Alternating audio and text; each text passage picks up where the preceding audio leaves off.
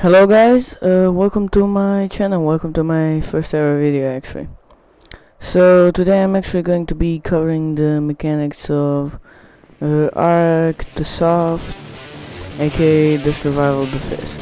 So the first thing that you can see in this clip is that I'm opening my inventory and immediately crafting spears. How to open your inventory, this is only for PlayStation guide. Sorry, PC players or Xbox. How to open your inventory, you just need to click L1 and hold it, and boom, your inventory will be opened. And that's how you will open the inventory. Now how to craft, it's actually all the same thing, simple. You just go with your right part of the controller, that you use for looking around, and you just go to the item that you want to craft. Now what if it has, like, I don't know, if it says 1 out of 2 or maybe 1 out of 3, 1 out of just click L2 and you will immediately switch to the next item. As you can see, there is actually no crafting in this survival of the fittest.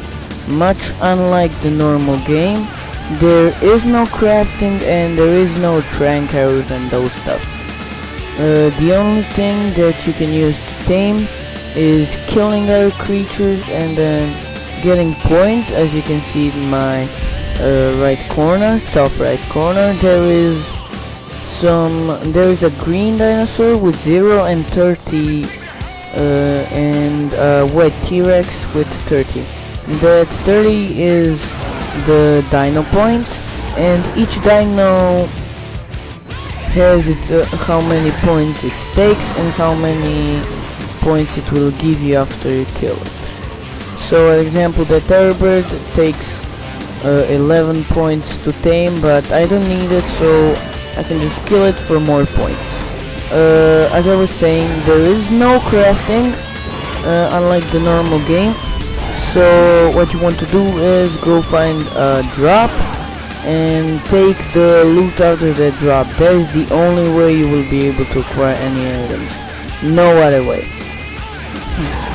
So after you have done that, you will have to start thinking about the dinos that you want to kill with the stuff that you have. Example, so this Spino I am going to tame, as you will see in this clip. Oh yeah, and also how to craft the ammunition for the specific item. You just take the item and hold cube while it's in your hand to craft more of it, or while you're in the inventory, you just click. I'm pretty sure. Yeah, you just click down the right. I don't know how it's called, stick, yeah, the joystick, right stick. So how to tame dinos, you just need to get enough points, and then as you can just see, you hold cube and boom, the dino is yours. Now the things about the dinos have not changed. For example, Carnos will still make you have those broken bones, that bleeding effect.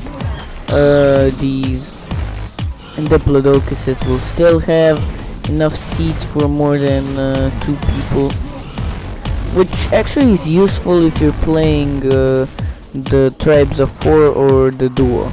But I honestly think they're not worth it. They're not worth those many points.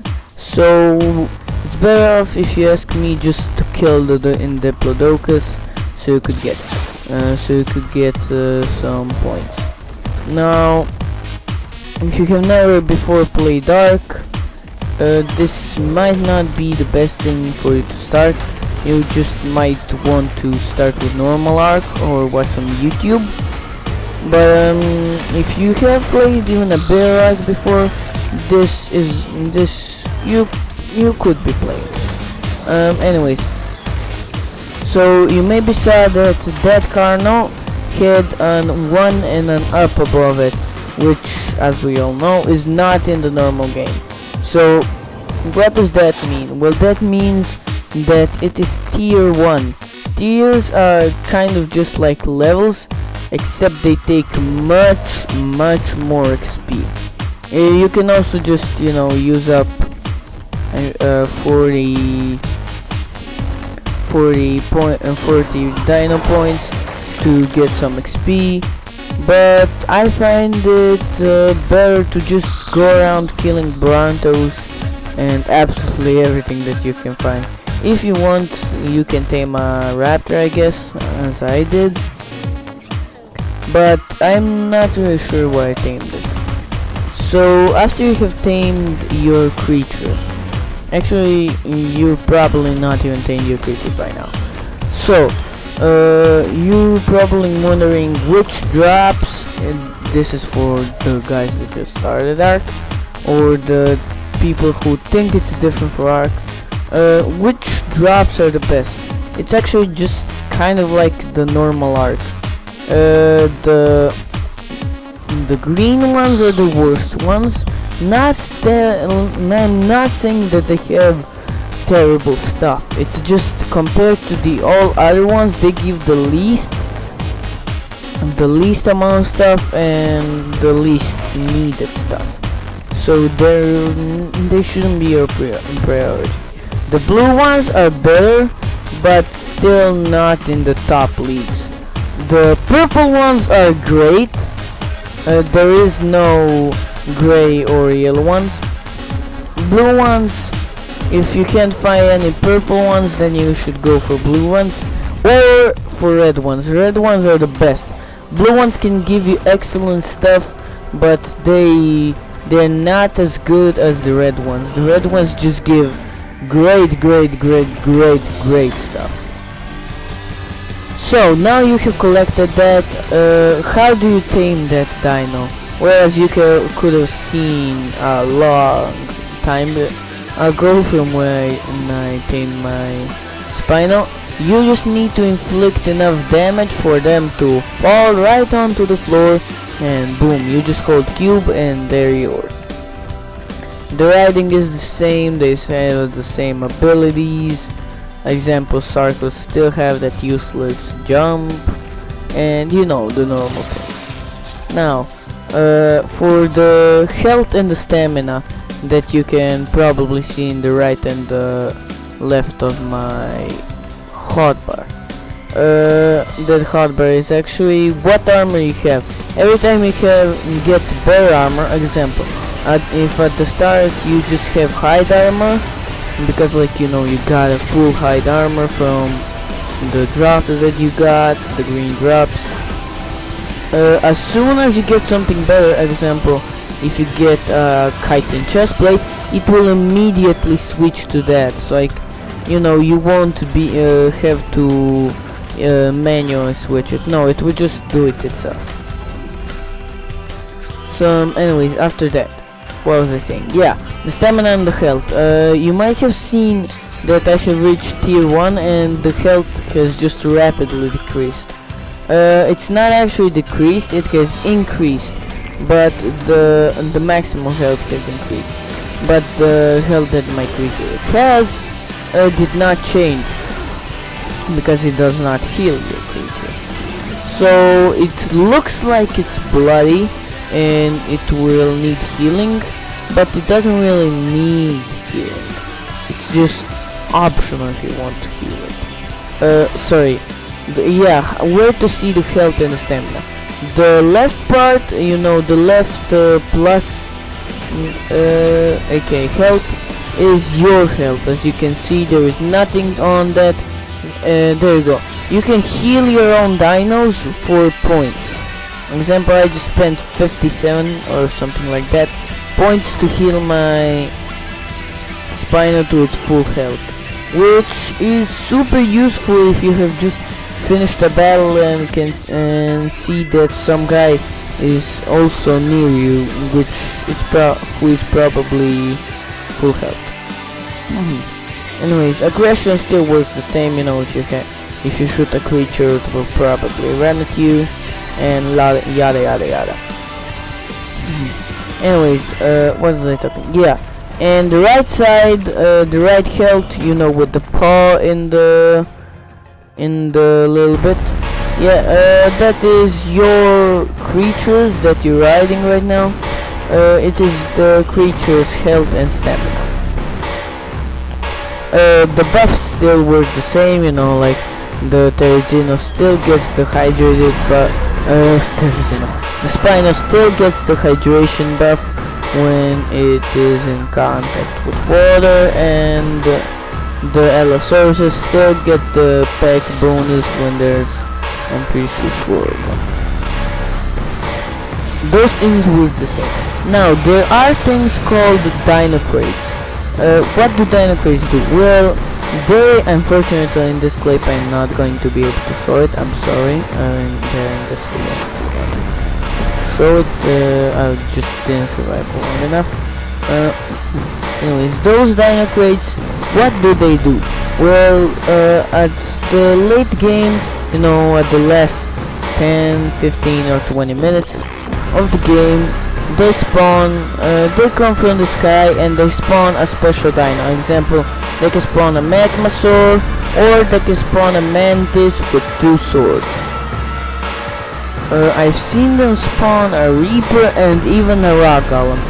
So if you're close to them, I recommend you go kill them. It's the taming methods are still the same. You're not going to have to take the impersonation and those things. So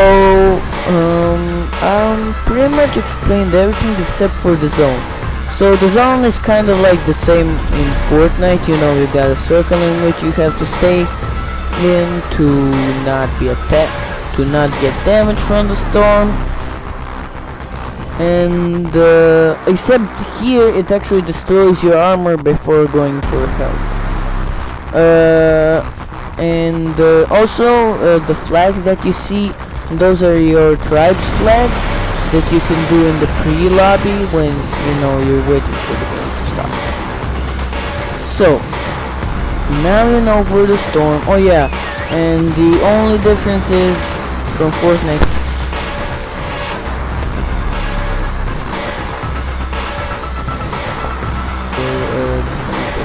The only difference is the fact that in Fortnite, you know, it just takes away your health and nothing else. Here, it gives you stamina and takes away your this armor. We're talking about stuff. Anyway, so if you want some strategies, I'm not the best guy to go for it, but I'm a guy to go for it. So if you're already watching this video, here you go some strategies. First off, depending on where you want to drop, you'll get better loot. Example, in the redwoods, you can usually find at least 2 red drops in the redwoods. However, there is a place that I call Loot Valley, which has a ton of drops going there. So as you can see also in this clip, I'm going to ride this raptor and then convert it to points. You can do that, you know, you can sacrifice the dino for a few points, although I wouldn't recommend it for you to do on a Rex or on a Spino, you know, on a strong creature. The only reason you should do it is, you know, if you have a lot of raptors from the start and now they're just messing up your they're just showing your location or that. You can just sacrifice them or send them into a death mission, I guess. Because they will easily be killed by RPGs, which, yes, are in the game, unfortunately. Because, like, they're too OP. They can take out a whole horde of Spinos. That's what they can take out. That's how OP they are. Anyways, so you draw, if you want to listen to one of my strategies, it used to be to just, like, you know, drop into the redwoods, get the red drop, hope that nothing kills me while I wait for the red drop, and tame a few dire bears and go around, because like dire bears are actually quite strong. A lot of people don't know how strong dire bears are. They really underestimate them. So anyways, killing everything around you is also a strategy, because for every kill you get, as we already said, you will get dino tokens, which you can use to heal your dino, to level it up, and to get new dinos. Which I'm pretty sure that those three things, yeah, they're kinda useful in a dinosaur battle royale game. Anyways, so what did I not mention? Yeah, they are titanosaurs. Don't know if you ever saw one of them, but those are just giant brontosaurs on steroids with rocks on their backs. Anyways, so if you have a creature that isn't tier 1 or above, you should, example, I just changed my Spinos because I didn't want the Spino that already has enough XP to get another level. I wanted one that doesn't have enough XP to get a new level. So I changed them and took the other one. I'm not sure if I talked about the drops, so if I did, you can just skip this part. If I didn't, I guess just listen. The drops vary in quality from colors, from green to red. As you can see, I just got attacked by some of the strongest creatures in the game, not including titanosaurs, out of nowhere. And now you're actually going to be able to see another feature. As you can see, I died. I wanted to stop recording, but then I remembered my dire bear got stuck here. And well, when you die and there's another dino of yours that is somehow alive, you can become that dino. You can also become that dino at any time, but you know that you need to go into the settings, which I really don't know how to explain. So anyways, just watch another video, try to play, and maybe that'll help you. Anyways, so you can become that dino. Anyways, what I wanted to say, yeah, the green is the worst. No, I already did talk. So I got a bit cocky. I wanted to make fun of him that he didn't kill me. Not make fun, just show that I'm still alive. And yeah, being cocky did not turn out well for me. Anyways, guys, if you enjoyed, if this helped you in any way, please like, subscribe, share around, and see you any other time. Bye.